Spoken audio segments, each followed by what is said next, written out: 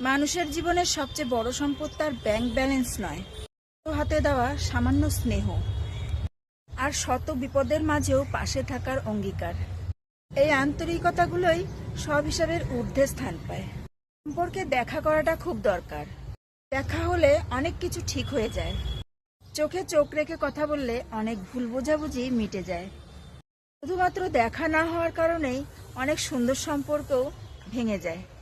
একটু দেখা হওয়া, একটু জড়িয়ে ধরা, একসাথে কিছুক্ষণ সময় কাটানো, এই ছোট ছোট জিনিসগুলোই তো একটা সম্পর্ককে টিকিয়ে রাখে। সব জায়গায় নিজের জ্ঞান দেখানো বুদ্ধিমত্তা নয়। যেখানে অযোগ্যরাই বেশি বোঝে সেখানে চুপ থাকাই স্মার্টনেস।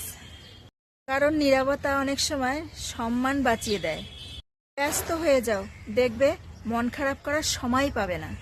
মানুষের বদনজর শুধু সম্পর্কই নয়, শরীর, শান্তি, সৌন্দর্য এবং ক্যারিয়ার সবকিছুই নষ্ট করে দিতে পারে। হ্যাঁ, বুদ্ধি যতটুকু হয়েছে বাঁশ খেয়েই হয়েছে। দুধ, ডিম, বাদাম কোনোটাতেই কাজ হয় নাই।